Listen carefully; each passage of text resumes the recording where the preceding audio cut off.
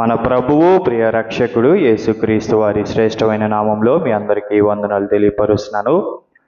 Living souls for Holi God అనేది ఈ tax exempted trust ద్వారా మీతో పాత నిబంధన కొత్త నిబంధనకు మధ్య ఉన్న వ్యత్యాసము మీతో పంచుకోవాలని చెప్పి నేను ఆశపడుతున్నాను. పాత నిబంధన కొత్త నిబంధన అంశము ఏ అంశాల వారిగా ఏమిటి, కొత్త నిబంధనలో ఏమిటి, పాత నిబంధనలు ఏమిటి మనం చూద్దాం.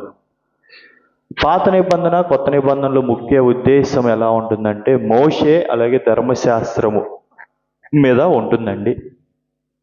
అదే కొత్త నిబంధనకు వచ్చేసరికి యేసుక్రీస్తు వారు అలాగే సువార్త మీద కొత్త నిబంధన ఉంటుంది.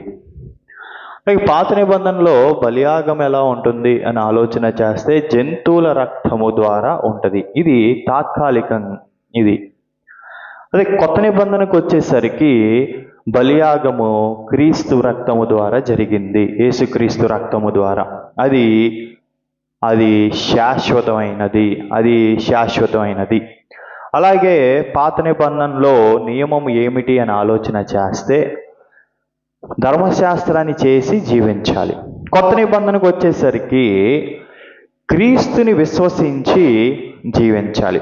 శిలువ మీద యేసుక్రీస్తు వారు చేసిన కార్యాన్ని, ముగించిన కార్యాన్ని, రక్షణ కార్యాన్ని, ఆయన చేసిన బలియాగాన్ని విశ్వసించి జీవించాలి. ఎఫెసీయులకు రాసిన పత్రిక 2:8-9 వచనాలు మనం చదివితే అర్థమవుతుంది. అలాగే నివాసము పాత నిబంధనలో దేవుడి నివాసం ఎట్లాగా ఉందనంటే దేవుడు ఆలయాలలో ఉండేవాడు.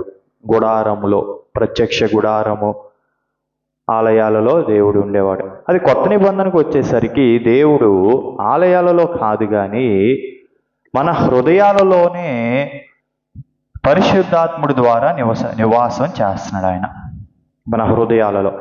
అందుకని ఇప్పుడు మన దేహమే దేవుని ఆలయముగా ఉంది.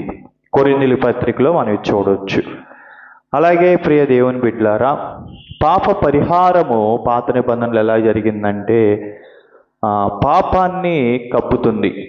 బలియాగం చేసినప్పుడు అది చేసిన పాపాన్ని కప్పుతుంది తప్ప అది ప్రాయశ్చిత్తము, ఇది తాత్కాలికంగా ఉండేది. కొత్త నిబంధనలోకి వచ్చేసరికి పాప పరిహారం ఎట్లా ఉండేదని అంటే పాపాన్ని తుడిచివేసేది. అది క్షమాపణలాగా ఉండేది. దేవుడు క్షమించాడు మన పాపాన్ని అన్నట్టుగా ఉండేది. ఇక్కడ దేవుడు కప్పినట్టుగా పాపాన్ని ఉన్నట్టు ఉండేది. కాబట్టి కొత్త నిబంధన పాత నిబంధన రెండు వ్యత్యాసాలు మనము చూసాము. కొత్త నిబంధన ఎక్కడ మొదలైంది అని అంటే సిలువలో మొదలైంది. పాత నిబంధన ఎక్కడ ముగించబడింది అని అంటే సిలువలో ముగించబడింది. యేసుక్రీస్తు వారు 6వ మాట ఇది సమాప్తమైంది అని చెప్పినప్పుడు పాత నిబంధన ముగించబడి కొత్త నిబంధన మొదలైంది.